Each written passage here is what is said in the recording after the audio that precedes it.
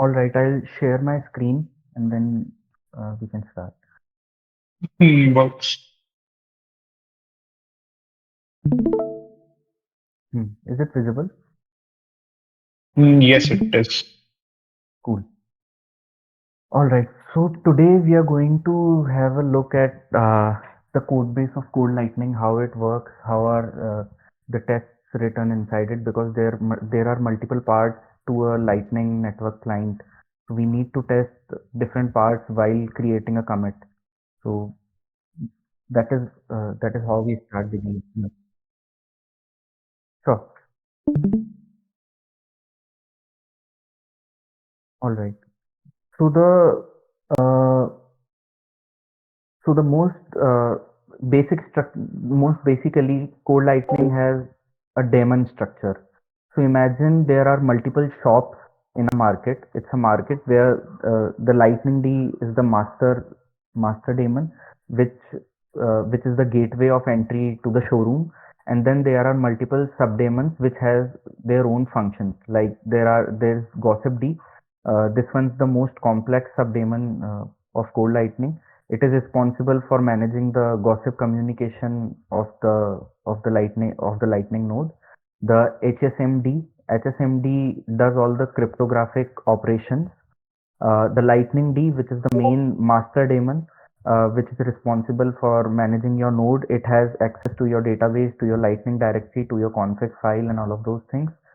On-chain D is responsible for keeping a track of the blockchain, and it also figures out if some channel has been force closed by any peer so that it can sweep and do all the required things.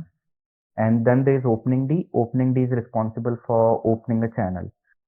So there's also Connect D. Yeah, this one. Connect D is responsible for persisting a connection between your immediate peers. All the TCP stuff, all the TCP and OSI model stuff happens inside Connect D. Now let's see what happens inside this.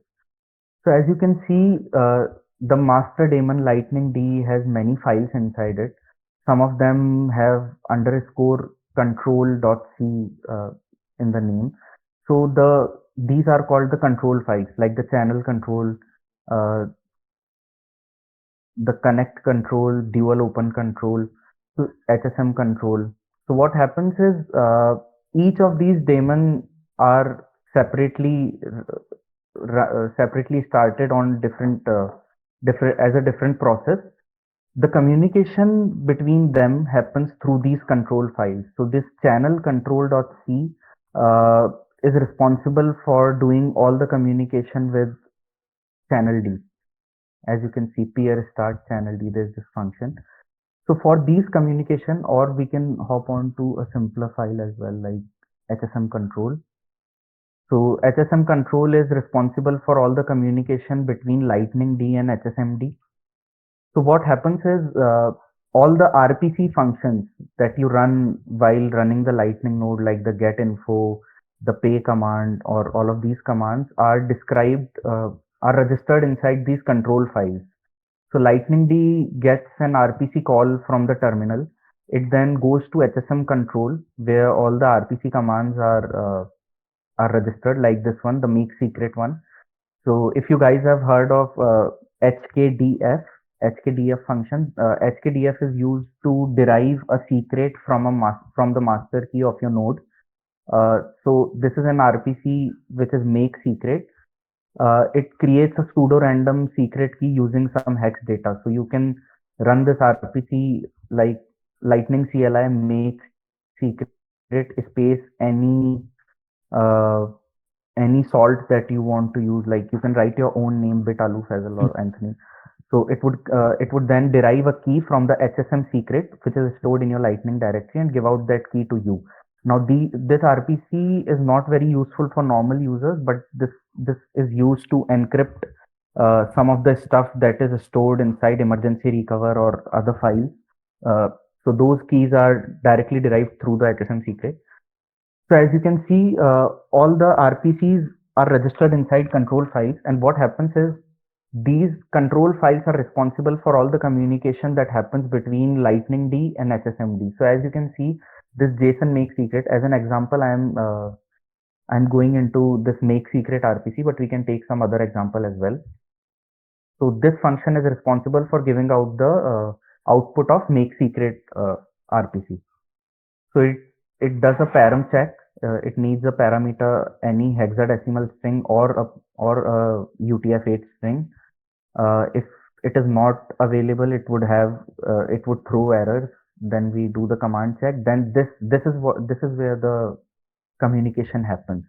So in Lightning, in Code Lightning, we have a particular nomenclature for serializing and deserializing the communication between the nodes in the network and between the subdaemons as well. So all the functions which are written in this format, to wire underscore anything, is used to serialize some data into a particular format, and all, all the functions which are written in the nomenclature from wire. So the from wire functions would be used to deserialize the message into the data. So what is happening right now here is we are creating a message to wire HSMD derived secret. So if we go to this function, we could see we have derived a type for this message. If you are aware of the TLV format of delivering message, it's type, length, and then value. So this one's the type. As you can see, it's nothing but an enum which is 27. So we are serializing a message to wire HSMD at derived secret. So it appends the type of the message. It appends the length of the message. The length is the length of the info that we are going to provide, the salt basically, which we are providing in the make secret RPC, any hexadecimal string or a UTF-8 string. So we take the length of it and then we append it uh, to the U8 array, which is the message, and then we append the array. So type, length, and then value. So this is used to serialize the message. So now we have successfully serialized the message here, and then we send it to. Uh, if there's any doubt, feel free to interrupt me. It's because uh, if you miss out anything, then it would be difficult for you to catch up in upcoming parts. Yeah, Yeah, sure, sure. sure. Okay. So after serializing the message here, it's a U8 array. A pointer, if you are aware of pointers in C, this is a pointer to the U8 array, which has some U8 numbers in an array. Now we call this function wire sync write. So we are doing a synchronized call to HSMFD. Each subdaemon has a file descriptor which is called FD. If you guys are aware of how daemons work and how they run, each daemon has a file and we recognize it by their file descriptor. So for each subdaemon, we have a file descriptor stored inside this lightning D struct, which is the global state. This is the master global state of your node, which is passed through every file and every part of the lightning code lightning. So we write this message to HSMFD. If it returns command fail, we log could not write to HSM. So now to see what happens after we send this message to HSMD, we would have to figure out, this is where we serialize the message to wire. Now we would see where are we deserializing it. So I would write from wire and then exactly the same thing that we are sending, HSMD derived secret. So let's see where's this being called inside HSMD. Uh, this is the wiregen file. All the files which are postfixed with gen, those are generated files. Those can be generated using the make function. I'll tell you more about this in some time. But this is the main file of HSMD, which is the lib HSMD. So let's see what happens here. So as you can see, this function is being called when I send a message to HSMD, which is the derived secret message.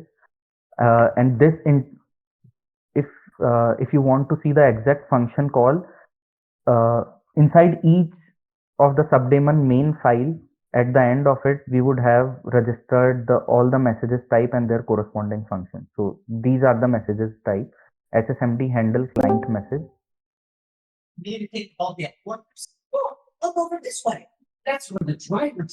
Hello.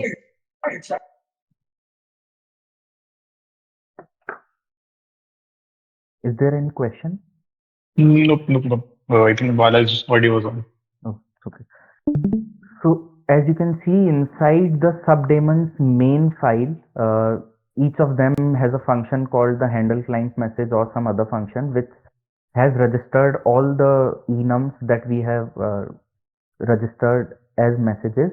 So each message corresponds to a function. So right now we have sent derive secret. So we could find the derive secret message here. Uh, Here, wire HSMD derive secret.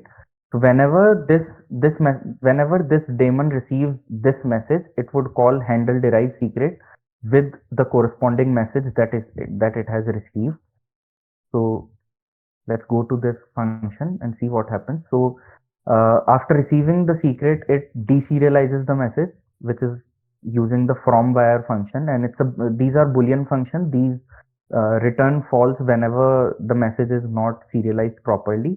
And if you guys know about pointers, so we are passing this u8 array as reference into this function. So what it does is it deserializes this message and then inserts the data inside this u8 variable, this info variable. As you can see here, what the from wire HSMD derive function, it deserializes the message from wire u16. It deserializes the type and compares it. If the type is not of wire HSMD derived secret, it would throw false, obviously, because then the message is not meant to be delivered to this function because it is not of the appropriate type. Then it fetches the length from the message that we have sent, and then it fetches the data that we have sent inside the message and stubs it into the info variable. Is there any doubt? There must be some doubt in this function because this is quite complex. That this might be complex to understand at a first glance.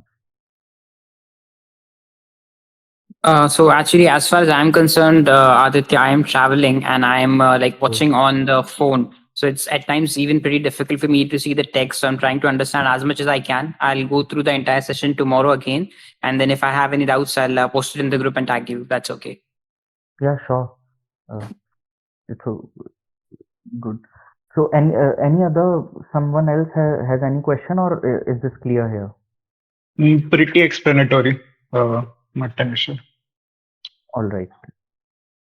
Okay, so these are basic serializing and deserializing functions Mm-hmm. which are also described inside the CLN repository. It serializes and deserializes uh, the fundamental data types. Like this one is serializing the U16 data type.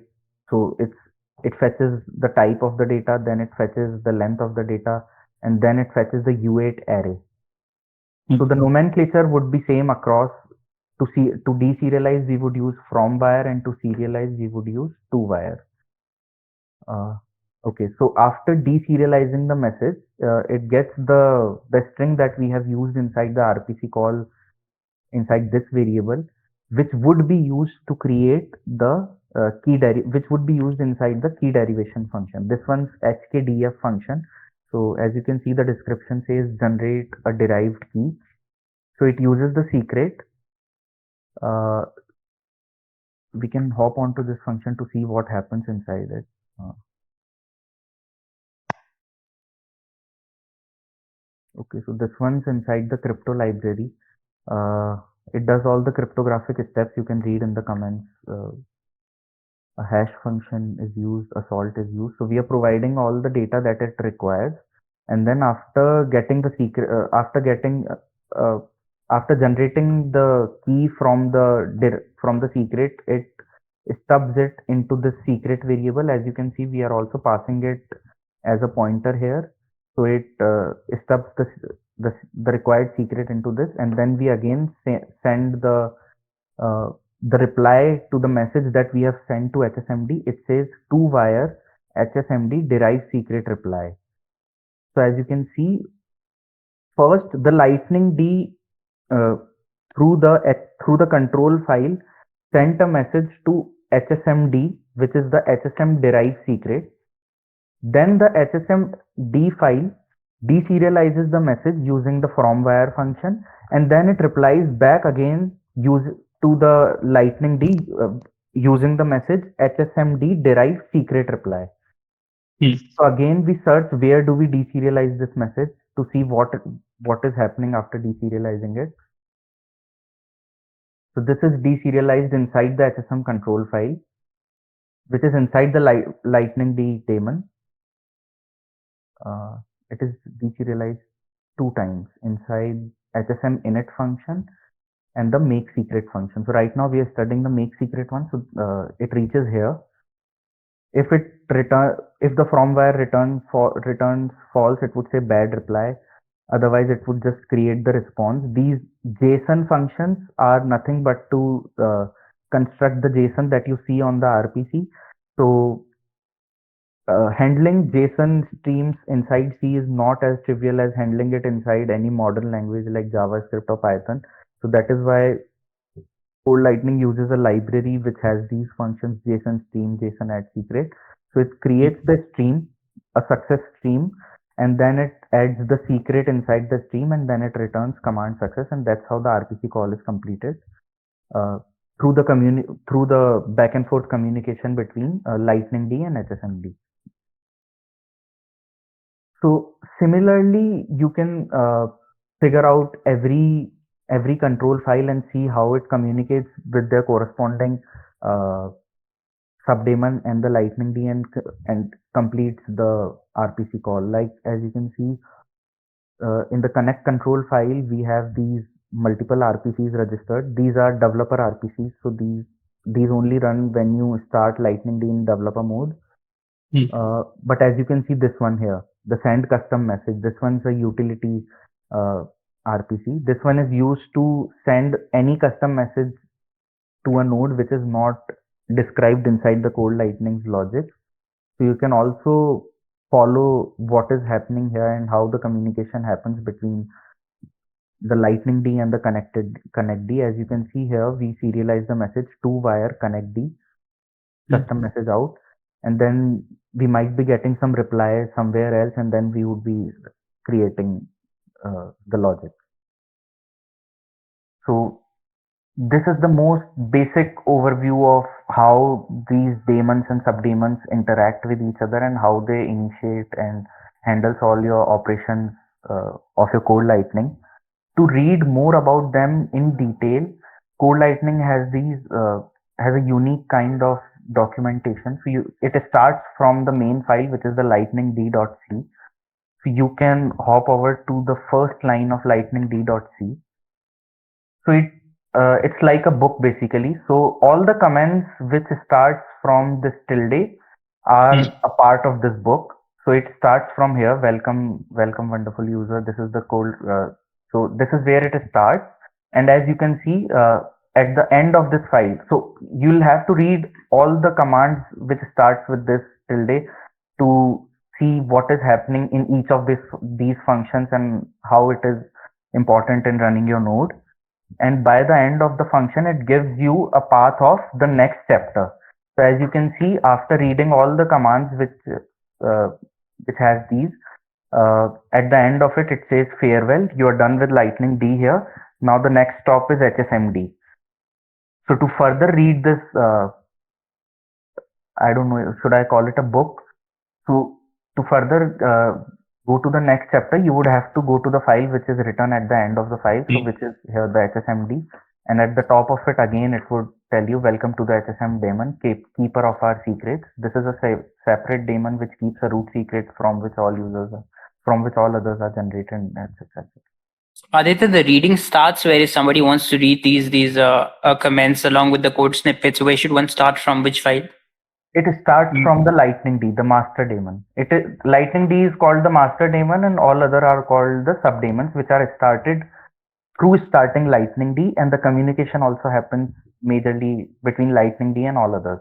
not between these subdaemons independently. So on-chain D would not be communicating with HSMD. To create a communication, it would first have to go to Lightning D, and then Lightning D would go to HSMD and creates the chain. So to answer your question, the book starts at this file, lightningd.c. Okay, all right.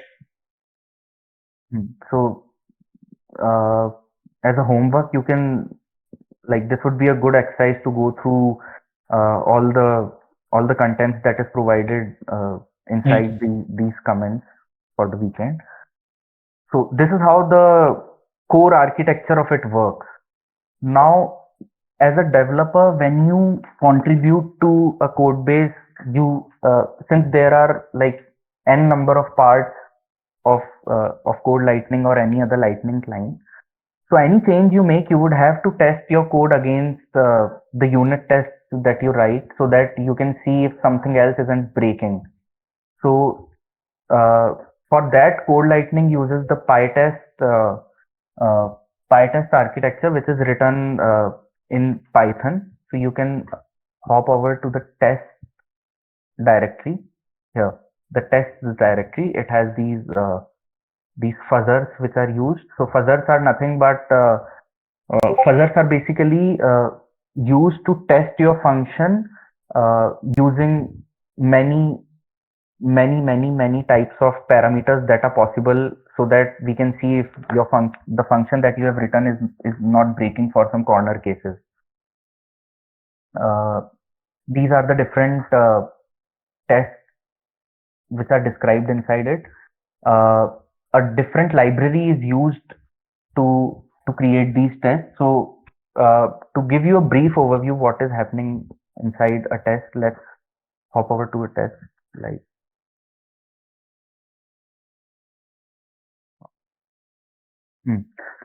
so in week 2 or week 3, we have covered the static channel backups, right? So I have in that workshop I created 2 nodes, and then I did some transaction, then I delete the database of the first node, and then we recover using the emergency recover. So that is us testing inside a separate terminal, but we can also automate all the things using the test using the library is called, I guess, ln prototest. So we can also automate all the things that we do inside a terminal using the ln prototest library. So as you can see inside this test emergency recover function, uh, we'll also have to provide some configuration at the top of the test inside these decorators. We have covered decorators, I guess, in the first workshop. Okay, so as you can see, we create 2 nodes. So from this node factory, we get 2 nodes, and we also give the parameters that we want to start the node with.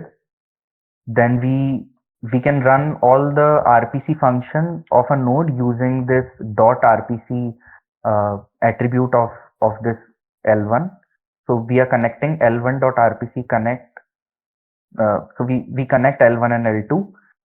Then we fund the channel L1 fund channel L2, and the second parameter is the amount of sats that you want to fund it with. Then we run the RPC command emergency recover. Is there any question? Okay, I thought someone unmuted. I hope it's clear up till now. Yeah. Yep. Yeah. So as you can see, all the outputs of the RPC dot whatever command you want to run are stored in this variable. So this particular thing returns the output that you see on the terminal and stores it inside the stub. So as you can see, assert is used to verify, because we haven't deleted the database yet. So it would not be possible to recover anything because all the channels already exist in the database. So we assert is in log. Is in log is a function which returns a Boolean value if we find a string of this sort inside the log, it would return true, and this assert would pass. Otherwise, this would fail, and the code would throw an error when you run this test. We'll run this test in a bit. So as you can see, we search channel already exists inside the log. Then we stop the first node, and then we use the OS module to delete the Lightning database. The unlink function is used to delete any file. The unlink function takes the path of a file and then deletes it from your file system. We find the path of the Lightning database. As you can see, OS path join Lightning directory, and then the test network, and then the name of the database. So after deleting it, we restart it again. We assert if the node has started. As you can see, server is started with public key is in log, and then we again run emergency recover. Now we assert, since we have created one channel before deleting the database, so we should, after running the emergency recover RPC, we should get a single length output which has the channel ID of the channel. So as you can see, it asserts the length of it. So the length of stubs should be 1. If it's greater than 1 or 0, the test would fail, and you would know it on the terminal.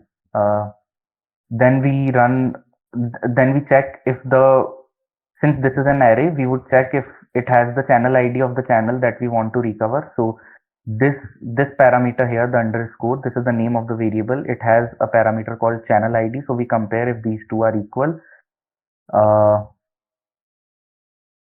And why would it throw channel already exists? Okay, this would throw channel already exists because there is an automated recover plugin as well, which recovers if it finds any deleted database. So that's an internal thing that's not related to the test. Then we do all other tests, like we call the list fund, and we check if the list fund has the short channel ID. As I have mentioned in the last workshop, that the short channel IDs of all the channels that are recovered using emergency recover are 1x1x1. So we assert that as well. We assert the wire error that we sent to our peer, which is we can't be together anymore, and we also check the channel state changing to awaiting unilateral. This means we are waiting for our peer to force close the transaction and drop it on chain. Then using the Bitcoin D module, we generate 5 blocks. We sync the block height for L1 and L2, and then we wait for the log. All outputs resolved. All outputs resolved means we have successfully swept the funds that were stuck inside this channel. And then we wait for this RPC to throw on chain, and these asserts check if the channel has been closed. We are checking if the state has on chain in it. So is there any doubt what is happening inside this particular test? Any question, any doubt? Yeah, the length of the stubs, the stubs variable, it's an array, right? So can you elaborate on its length? So imagine okay, the stubs here would be something like this.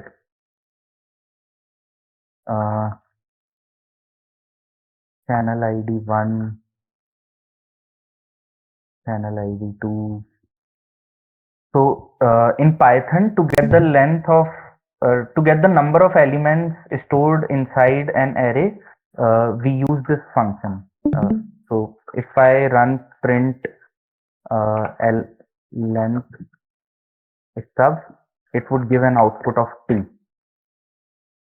So that is what we are doing, right? Here we fetch the array through the RPC call, and then we check the length of it. Since we only had one channel before deleting the database, the length of it should be 1. Makes sense. Yeah. So this emergency recover, you first invoke that RPC function on L1, right? If we go up and we look at stubs below that, stubs, yeah. L1.rpc.emergency recover. Okay. So what this line of code does is that it fetches the channel IDs of both the nodes L1 and L2 and stores them in an array called stubs. Okay. No, that is not what happens. So emergency recover fetches all the channels that are stored inside your emergency recover file. But this particular call that we do before deleting the database is to check if uh, if it uh, if it doesn't include the channels which are already stored inside our database. So if it does, we would have duplicate copies inside our database. So it doesn't do anything. It says channel already exists. Here this is a placeholder which has the channel ID here. So you would have to read about formatted strings inside Python to see what it exactly say, but it finds in the log channel already exists. Okay, so the line above the one that you highlighted, right? When that line gets executed, what is stored inside stubs? What does stubs contain? If I print stubs there, what will the output be? Nothing. It would have nothing. We would print it in the terminal right now. I'll run this test and see what is happening inside here. But it is not supposed to have anything inside it right now because there's no channel which is inside the data, which is inside the emergency recover file and not in the database. So it, it's an empty array basically. Okay, all right, fine.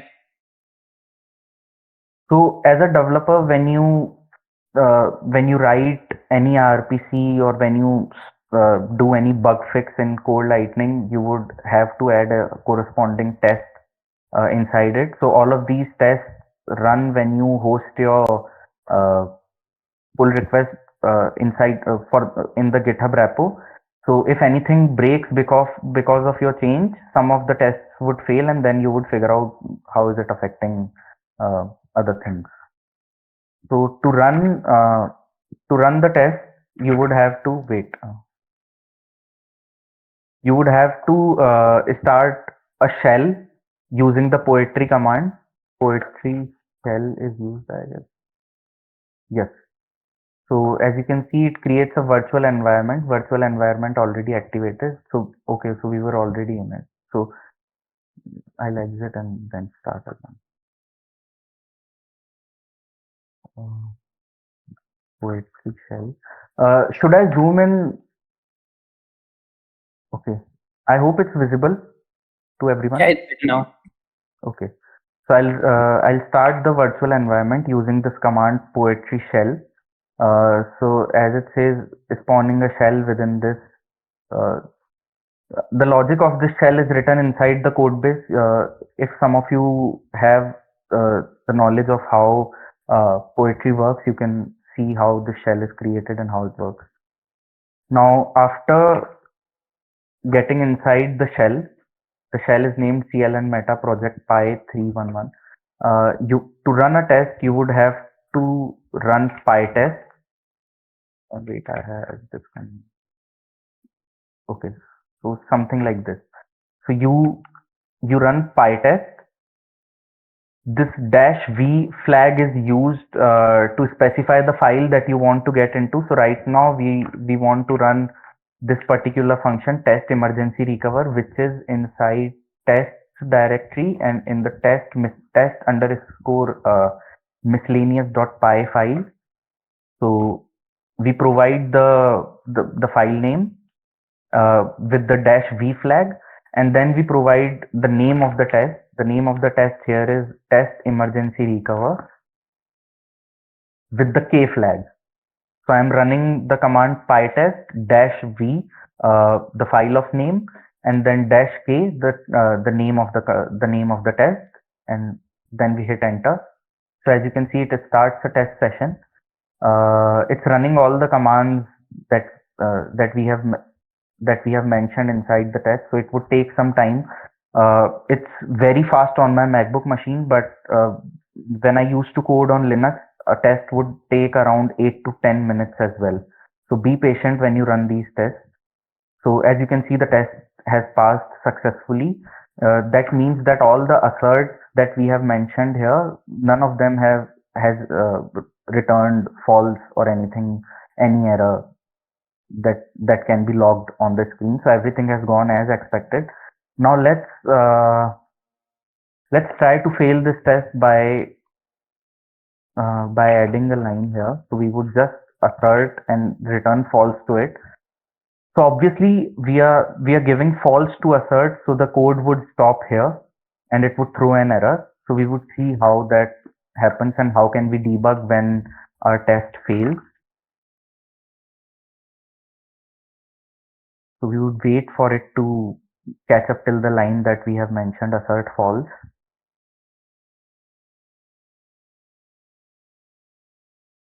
Array, here comes. Which function is it running?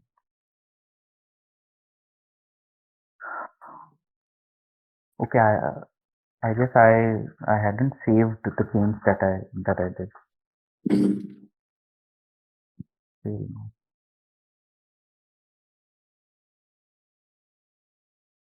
Great. Okay, so after writing the assert false, I didn't save the changes.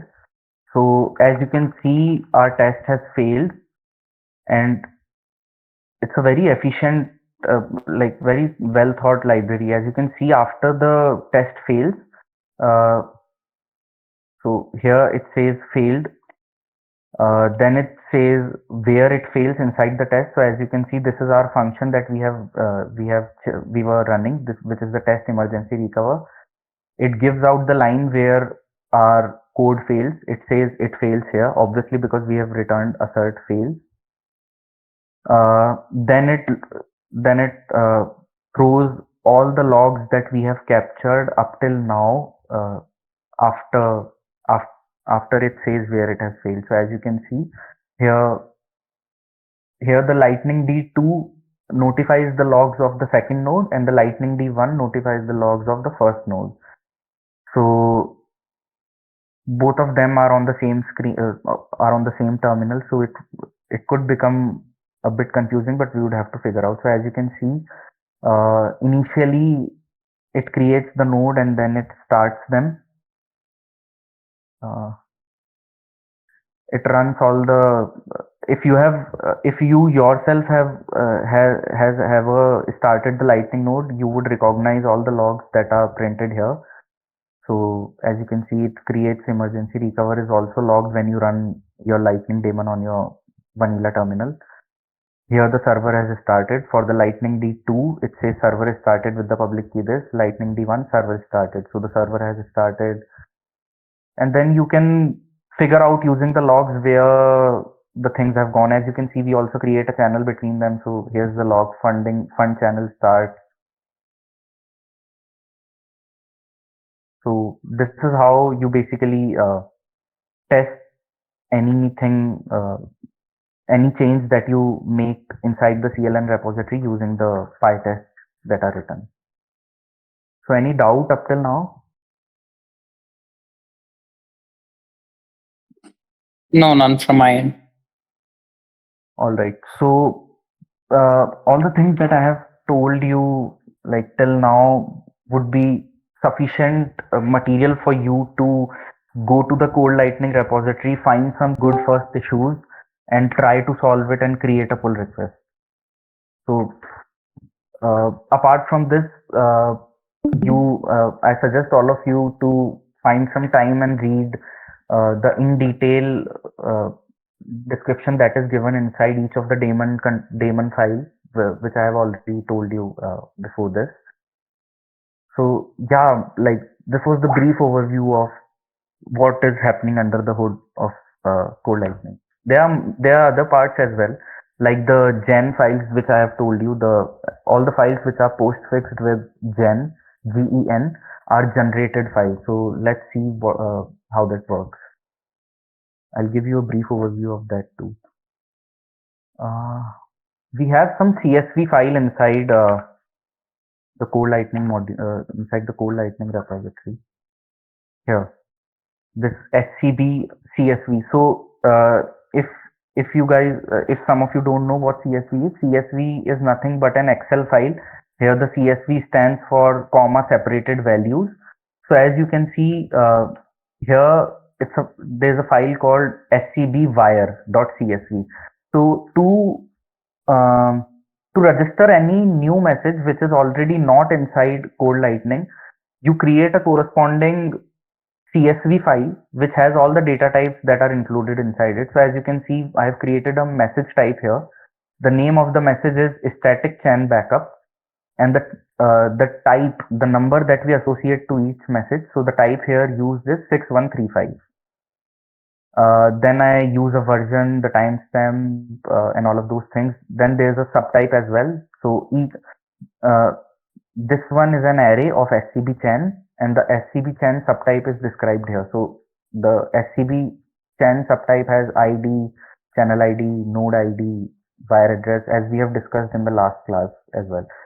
So after writing the CSV file, we can use the make command to generate wire.gen file. So as you can see in the directory here, I hope it's visible. There's this scb wire.csv file which is tracked by Git. So if I make any changes to it, it would be tracked, and you can see like I have added this line.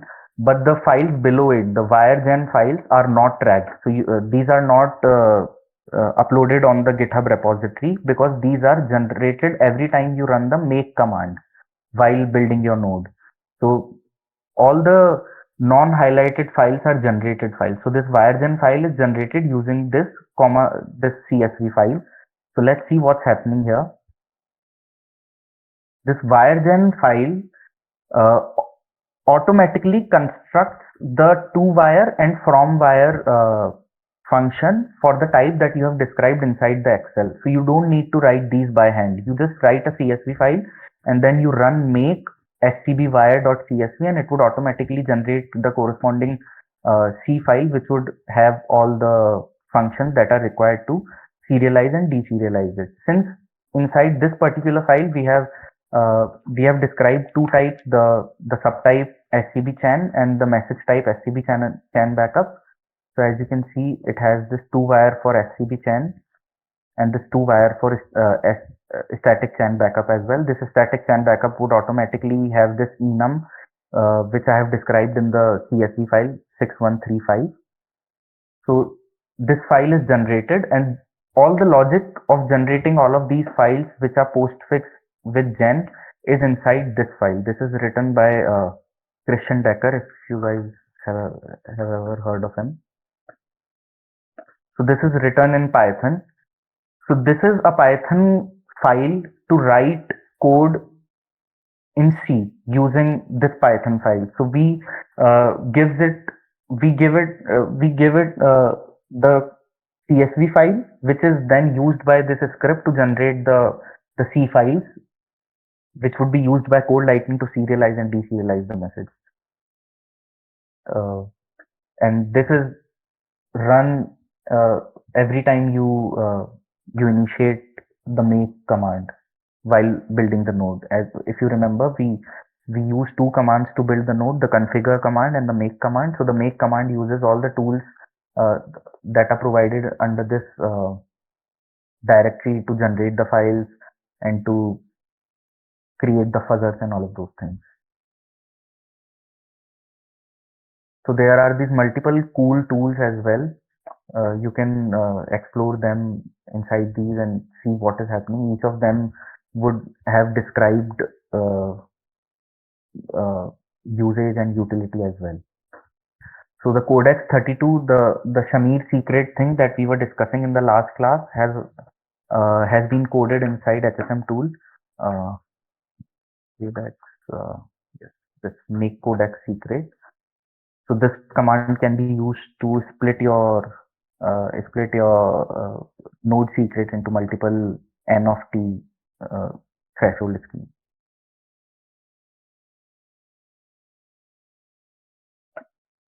Yeah, so this was it. Like today's was a theoretical class only. My agenda was to basically enable all of you guys to read yourself how Code Lightning works internally, find some good first issues on the GitHub page, and create a pull request and write some tests maybe, so that you can start your developer journey in Code Lightning using all the knowledge that we have provided right now. If there is any question, you guys can unmute and ask. And none from mine, Aditya. Thanks a lot for the session. All right. Okay, so we haven't compared Cold Lightning to LDK yet, I guess. So I'll give you a brief idea of how LDK is different from Cold Lightning. So if you have a look at the code base of any Lightning client, it would be completely different from the one that you already know. So the Cold Lightning here is written in C, and it uses the daemon architecture, as I have already explained, the Lightning D, the master daemon, and then all the subdaemons and the communication. Uh, LDK, on the other hand, is a complete different architecture. So LDK is here. This is the Rust Lightning. This is the code base of LDK here. As you can see, there are different. If you guys know, if you guys have any prerequisite knowledge of Rust, these are different crate which are coded inside the repository, which all of these has their own function. So the lightning crate is the main crate that is used to run your node, then the background processor, the block sync, the custom message, invoice, persister. As the name suggests, the background processor is responsible for all the background processes like the notifications between the channel manager and channel monitor. I would explain it in a second. Then the block sync is used to sync the block height of your node. Invoice is responsible to create invoices. Persister is responsible for persist all your database inside your local system, like the database, your node secret, your channels, and all of those things, and the gossip crate here. So LDK is basically a library written in Rust, which can be used to create a Lightning node. So here, this Rust Lightning, the LDK here is just the library. You won't be able to start your node using all the code that is provided here. You would have to create a client. So they provide a sample client here. As you can see, there's this repository inside the LDK GitHub which says LDK sample. So what it does is it uses the this Rust Lightning library to create a wallet. So as you can see, it has a function start LDK. So it uses all the functions that are described inside the library. Wait, it initializes the fee estimator here. So this function particularly is used to run your node using this LDK sample. But as you can see, what is happening here, it it it does all the steps that are required to start your node. So using LDK, you would have to write a particular client application to use the library and run your node. You would not be able to run your node directly using the Rust library that is provided. So as you can see, it implements the traits which are described inside the main LDK, and then it creates the channel monitor here. Then these channel monitors are provided to something called channel manager here, this channel manager. So as comparing it to Code Lightning, this one's a bit complicated. So in LDK, two things are there. There's a channel manager and there's a channel monitor. And these two are different structs which have their own separate operations. Channel manager is used for all the interaction that happens off chain, and channel monitor is used for all the interaction that happens on chain. There is a unique channel monitor for every channel that you have inside your node, but there is a single channel manager, a global channel manager, which is used to manage all the off chain communication that happens between your node and other nodes. So due to this, so as you might have noticed, LDK is a bit complex than CLN. CLN is way simpler, like in my opinion, but CLN doesn't provide you freedom to set all the parameters as you want while running your node, but in LDK you have every kind of freedom. So every parameter that you provide to the LDK function, you can create your own transaction broadcaster. You don't need to use their broadcaster only. So you can read the documentation of LDK as well and see how you can make use of the freedom that these guys provide. So you can create a mobile application and you can run LDK node on mobile as well, but it would be very difficult for you to run a lightning node, core lightning node on a phone, because it would eat up all your battery, since all the processes keep occurring at the back end. Yeah, so this was the agenda today, to get you inside the core lightning repository and give you a contrast of it when compared to some other lightning client as well. If you have any questions or doubts, please do let me know. Otherwise, we can wrap it up here.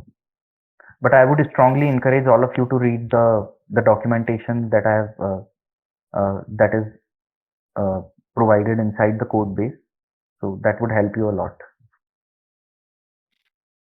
So, Aditya, can you mention like 1 or 2 popular clients that use NDK? Yeah, I think Coinbase has integrated Lightning, right? Right. They use LDK at the back end. As far as I know, there are many clients which uses LDK. Like you can search on their website as well. Like many big companies use LDK to handle the Lightning part of their wallet, because all of the things are already coded inside the Rust Lightning library. So you would just have to write the logic. You don't need to know how the messages are sent and how it handles the gossip messages and all of those things. Right. Great. Thanks.